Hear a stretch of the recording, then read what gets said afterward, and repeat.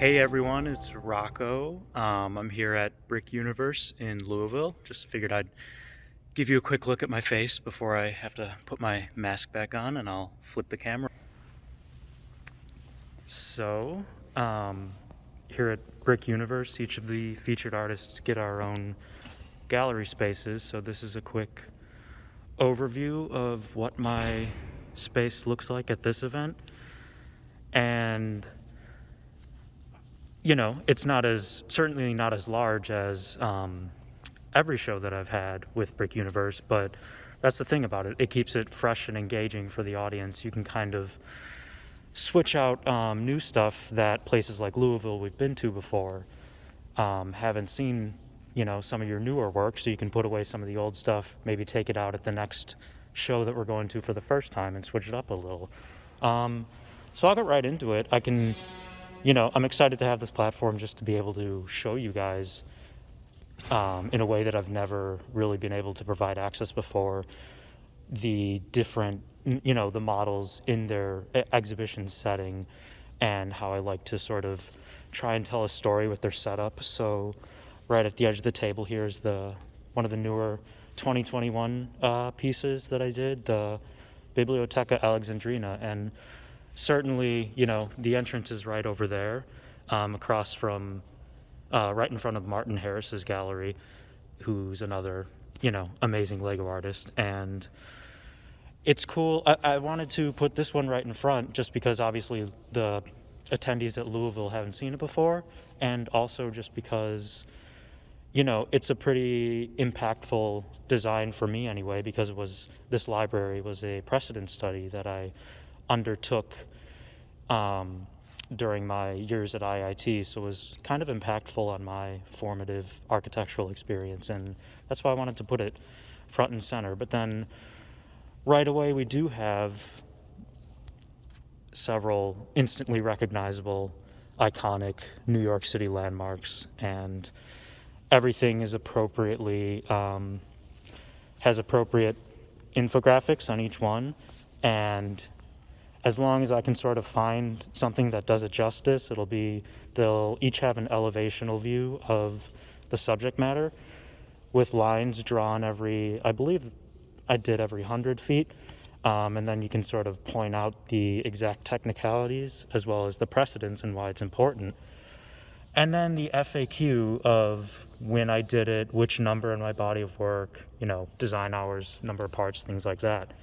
And these infographics were newly redesigned for 2021 once we started up again post-pandemic. And you sort of live and you learn what's important to highlight based on having done nearly 50 events with BrickUniverse now, based on what individual attendees take note of or what their common questions are. So I often try to answer some of those, like, what does the inside of Grand Central Terminal look like? What are the sort of instantly recognizable details? That's sort of the idea in this little explore section. It's sort of a bubble, 3 little bubbles to highlight, what's going on, and then sort of let you explore those on your own in the piece that each infographic is pertaining to. And then right here are some of the more, profoundly impactful works, just based on the audience reaction at each event. Twin Towers are always a huge hit, so I try and always have them out, and that means that the new World Trade Center and Brookfield Place across from West Street of it are always out at pretty much every show. I try and, just for obvious reasons, have those out at each event. And you can see that the memorial pool actually does light up. Typically, this one in particular will be displayed on a 2-table layout, so that you can put in the crack in the middle, you can drop the cord down onto the trunk that they get packed up into, and then put a battery attached to the USB to light those up. My technical terms are not as profound as the work, I imagine. But then you got these ones. You'll probably remember Transamerica Pyramid from the first Build Insights post that I shared with you guys a couple weeks ago. This piece was newly re-glued, or taken home, deconstructed, rebuilt, and glued, I should say. And I'll just kind of show you real quick, you know, how that interface works actually in action. You know, taking off the model and helping it stay standing on the table. And you just got plenty of other, I'll just kind of zoom out a bit for an overview here, as much as I can, standing behind these stanchions. Hopefully everyone can hear me all right with the mask on. Like I said, I do need to keep it on here, so I apologize if it's a little muffled, but I tried to compensate with my earpiece in. You know, you live and you learn.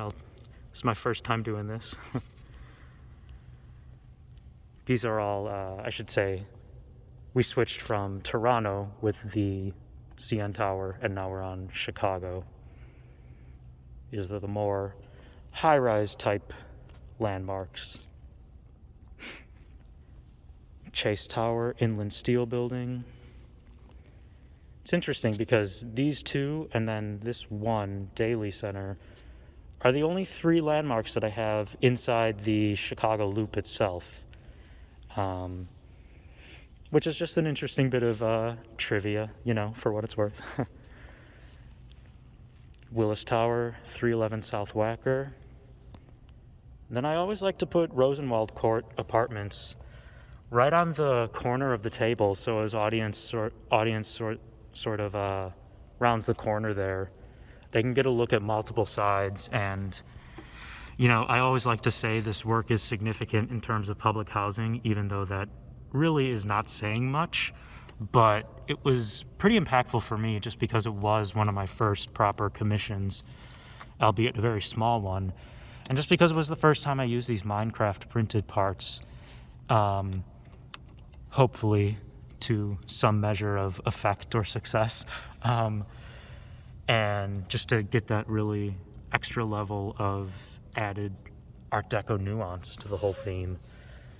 And you know, the cool thing was they just wanted, you know, the client was a provost at IIT, the university I attended, and they wanted me to make the model knowing that I go on these shows, and then they wanted me to keep it so that it would help, you know, raise awareness, because at the time in 2016, when I did this, the Rosenwald Court Apartments were being redeveloped into actual livable, you know, newly livable and inhabitable units. Based on the needs of the neighborhood. So that's a great sort of thing to spread awareness of, if you can. And then if you'll bear with me a second, I can release myself here. As you can imagine, throughout the day, the stanchions get pushed around a little, so I'll have to come by several times and move them back out, but that's a big sweeping overview of that half of the gallery. And like I said, all new infographics from 2021, but new for 2022. Got 2 large posters, just kind of cherry on top in the gallery. So this one is support the artist, with details of how people can look at the Patreon page and become patrons like you guys, and really grateful for everyone's support. These 2 tables here, obviously a bunch of international landmarks, some instantly recognizable like Eiffel Tower and Notre-Dame de Paris. I'm really excited for Eiffel Tower because this one I actually redesigned in November of 2021, and you guys will be getting, for Corinthian tiers, you guys will be getting very soon design insights into how I was able to design, or I should say redesign, my second version of the Eiffel Tower digitally using Studio, and you know, which is something that I think flexible elements are very difficult to control, but I sort of found a way to make it work to my benefit and know exactly which parts to order, which is definitely a change from when I first did this one in 2011. Certainly because This one, I designed the base digitally, but then the entire tower, I just sort of ordered a bunch of extra parts that I thought I would use and figured it out by hand, and was a very analog process, obviously for the better back then, but I kind of used digitally for the better this time around. Oriental Pearl Tower. I've come back and forth on this one several times. These, I guess they call them offset plates in the middle here in tan. Those are a Q element, so they haven't come in tan in any Lego set. And managed to acquire, I think, upwards of 50 for all those internal connections. I'm excited to swap these out for the new cylinder element. That's a 1x2, basically half round of the 2x2 up here, 2x2 brick, so it'll give a seamless profile going all the way down. And things like that, like individual sections like that, nowadays when I take my works home to redo them, I'll often glue them, but I won't glue them if there's something obvious like that really stands out, and that I've been really itching to replace and to improve going forward. So this is one example, obviously, of a model that is completely unglued, but when I do end up I might end up gluing that intersection once I get those tan cylinders and sort of am able to better flesh that design out.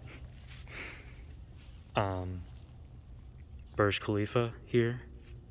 This one is not so easy to take apart with one hand, so I won't attempt it. But the main challenge here was just obviously engineering it, because it gets so narrow at the top, and my 2009 original used basic studs up plates for the glass and the floor plates. This one is completely what you would call snot, studs not on top, and had to be designed predominantly using a Lego Technic core to accomplish all of those, and plenty of trial and error at the top to get that narrowing profile, like I said. And at the bottom is just really nice to have ended up using these roller coaster tracks for something that's not a roller coaster, and then using the triangular tiles to sort of fill in the structural voids rather, for effect of the design. And the tracks themselves in white didn't come in white until 2021, so they were previously in gray, which means the triangles were in white, but I wanted to flip them around where the lines in between would be white and the tiles would be gray, so I was able to do that last year. Small changes like that, I don't have to bring the entire model home with me from a BrickUniverse event. I can bring the pieces, the parts, to a BrickUniverse event, and then spend maybe, I think this took about 20 minutes to just switch all of those out. Aya Sophia here. This one's interesting. I'm really proud of the fact that the dome itself, with those 33 sand blue sausage elements, do stand on their own completely. They're mainly anchored by these 2x2 triangular tiles at the corner. You can see that tiny gap there at the corners because Lego doesn't like sharp corners for obvious reasons. It's a children's toy. And it was really great to be able to use that little gap to my advantage to anchor at least 4 of those at each of the corners, and then the rest were just kind of held in by gravity. And there is a Technic gear, a black Technic gear underneath that kind of provides little slots for extra slots for the surrounding hot dogs / sausages to lean against. But I did this one in 2018, and I'm, like I said, really proud of that fact that it does stand on its own. But you never know what kind of bumpy roads you're going to encounter. So I did have to, last year, I resolved to take the entire dome home with me. This little section isn't really attached by studs, just, like the sausages themselves, is held in by gravity. So took that home with me and glued the entire, that sub-assembly the sausages anyway. I would have liked to have waited until these corner tiles were available in sand blue so that I could replace the whole rooftop, the flat rooftop anyway, with sand blue elements, but that was not to be, and it's okay, it's just a reminder of, like in the article I pointed out last week, pursuing perfection is sort of a fruitless endeavor, in my opinion, and healthier to perhaps show the imperfections and the slight gaps and weird little nuances and challenges of building with Lego. Notre-Dame de Paris. I did a Beyond the Brick interview for this in 2019, which obviously you can look at on YouTube, and spoke for about 7 minutes about all the things and challenges with this model and what it hopes to represent. So you guys can definitely check that out. Maybe I'll try and put a link in the description of this video, depending on whether I choose to upload it here at the convention before public hours, or whether I'm able to do that back in my hotel room on a desktop later tonight. This is a layout of London. You got Palace of Westminster, which is Parliament, with Big Ben on the side there. Westminster Abbey in front.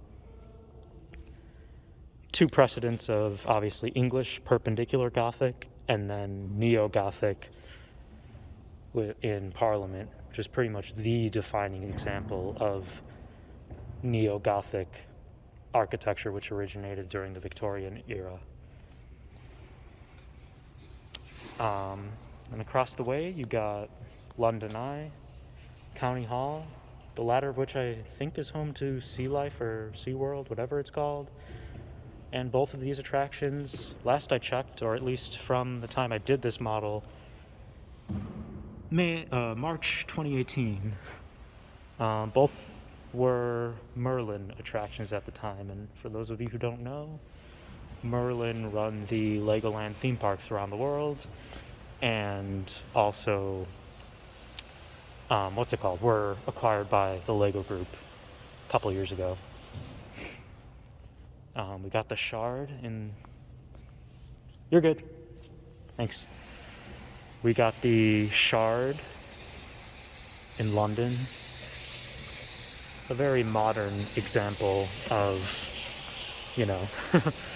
not necessarily English architecture, but sort of where contemporary architecture is at the moment. So it's a cool dichotomy to have, the very drastically much older landmarks that are all part of a UNESCO World Heritage Site because they have that weight of history behind them. And then obviously, London Eye, Millennium Wheel, I think it's nicknamed, was built in, 2000, and something much more recent. And surprisingly, despite the fact that this is an irregular octagon, can't quite tell if you can see that well, but from the top-down view,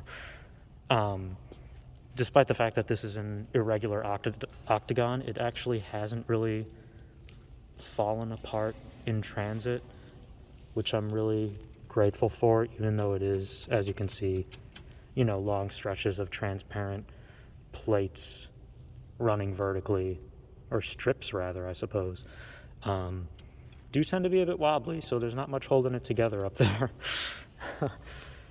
It is a bit wider than I would have liked, but again, I don't mind it because it, just speaks to the limitations of the medium that we all know and love, that we're sort of constantly trying to push the boundaries with which we're trying to constantly push the boundaries. Anyway, this is Santa Maria del Fiore. This was a 2019 piece that I did,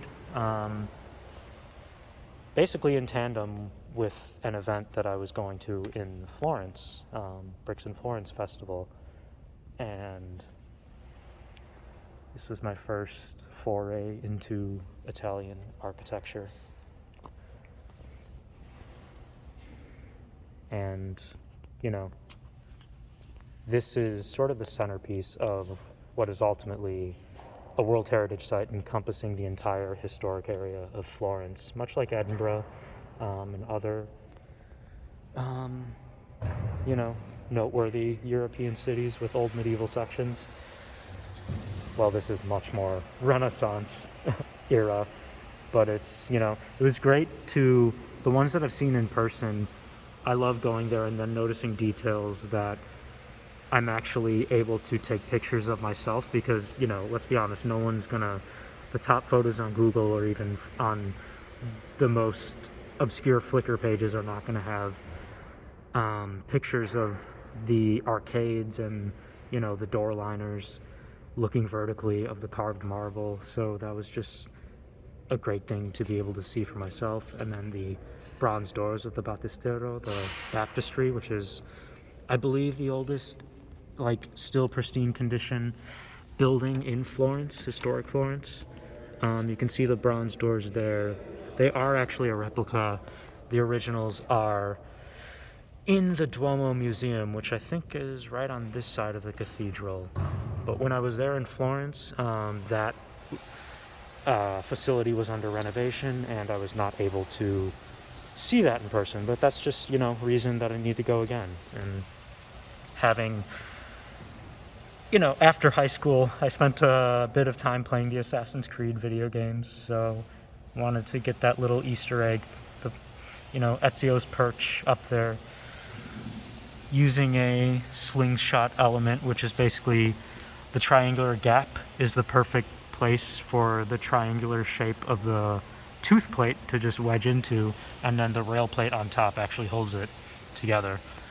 So this tower is very fragile, as you might imagine, but it hasn't actually broken apart in transit, despite the fact it's not glued. For whatever reason, I'm just continuing to cross my fingers, and if it ever does get to a point where it keeps falling apart beyond repair, obviously I will take it home and just glue it. I used to have reservations about that sort of stuff, but, you know, the reality is these works, you know, I see it as them needing to be readily on exhibition for the widest number of people possible. So the only way to do that, really, realistically, if you want it to go to as many shows as possible, it's good to be able to glue it, and that enables you to present in the best way imaginable. Morning, guys. Thank you. Sorry about that. Train of thought got derailed for a moment, but we're trying to make things work in the morning here. This table, Mount Rushmore has been at Louisville a couple times. Taj Mahal is brand new for Louisville. I really, you know, it's interesting. I thought about it for a minute. Should I put these on the same table? They actually are very similar in their model footprint. Mount Rushmore is a bit narrower, but they're about the same length. You know, wondering whether I should put these on the same table. Immediately, I was sort of opposed to the idea, but then the more I thought about it, I'm like, hey, these speak to a lot of natural conditions.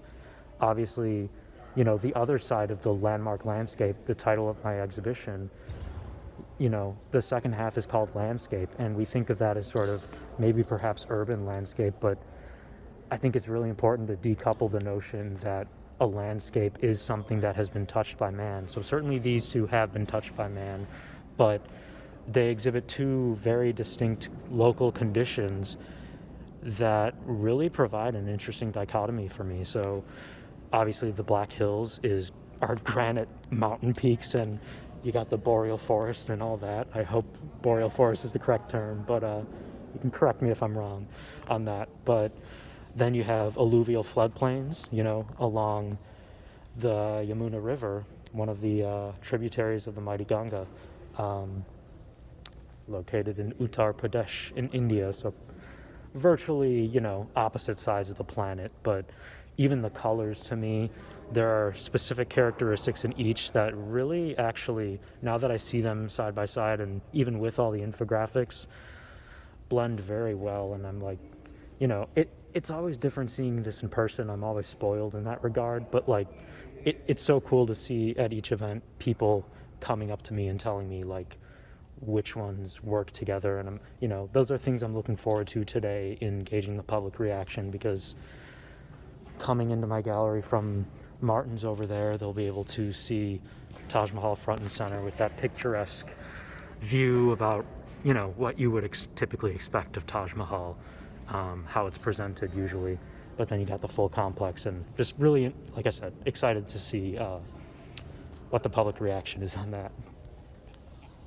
And I'll finish up here on Vatican City. So my 6-month pandemic project, and yeah, it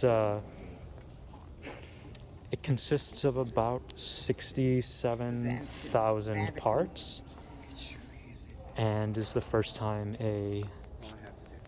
an entire country has been built in Lego. So I really try to express that in the infographics. You need to give each individual detail its due, just like you would strive to portray even the obscure radio towers for Radio Vaticano. I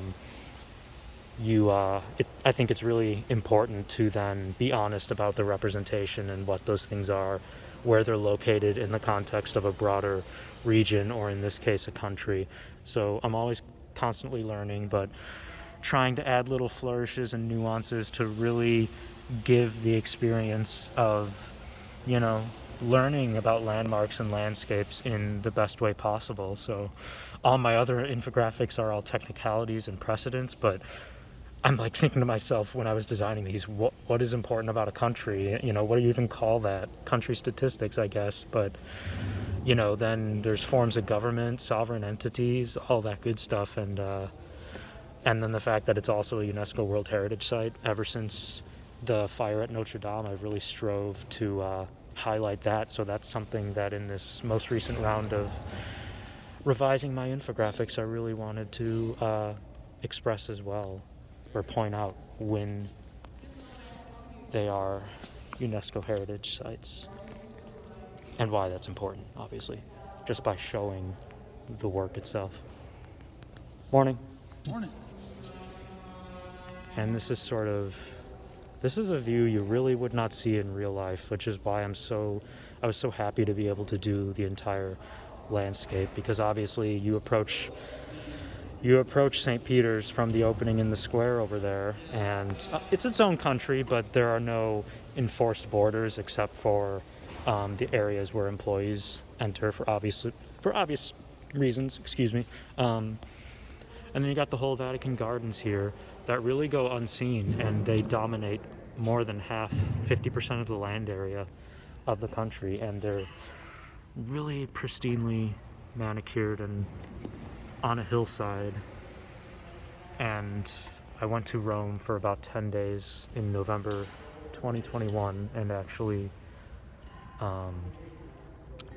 did a tour of the Vatican Gardens this time around, and it was just an amazing experience being able to actually have designed these winding paths underneath the trees that you really don't see unless you're looking, and then actually being able to walk on them and seeing the statues that are decorated there, because certainly that information is not available online. Even my pathways were took a bit of artistic license, just because you can't really see what's underneath them. This is a perfect case in point of part that isn't glued for a very specific reason, falling out of place and needing to be put back.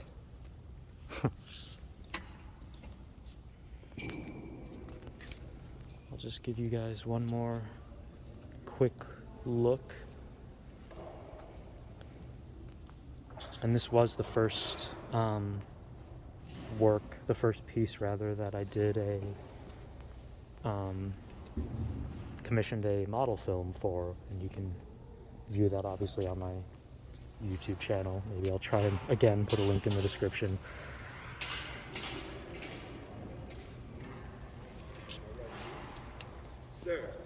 But that about wraps it up. That is the most exquisite thing I've ever seen in my life. May I take a picture Well, of that? thank you. Yeah, of course. Man, That's look why at it's here. that. That is beautiful. Look at that, man. Oh my goodness. Man, my family's gonna see. Glad to hear it. Sure. All right. That happens a lot around here. Just try and, you know. Yeah, of course. I just try and give everyone, you know, the time they deserve and the acknowledgement of, you know, them having necessarily not ever experienced something like this with Lego before, and it's humbling in a way to always, you know, put yourself in that context where you always have to pay attention to each individual person's questions and requests, because it's really the first time they're ever seeing it or understanding how far you can take Lego. So it is a bit of a weight. I mean, it's a responsibility, I think, that I'm always trying to live up to. But that's the whole gallery. Then on the other end here, just got prints for sale. So autographed, signed prints, which, you know, I'm not really trying to commercialize anything, but again, it's important because some people, you know, kids instantly recognize the Eiffel Tower, and it's really important. I think obviously these are so detailed, you can't, any sort of commission or replica is outside of the budget of, you know, parents and kids who are the main audience who come here. So just in recognition of that, it's great to be able to offer them souvenirs of these landmarks, just as a small little way to allow them to take some inspiration home with them for reference. And I'll finish up here with one of the more recent pieces of hardware I bought for the exhibitions here. It's a custom 2-foot square, or cube rather, flight case, and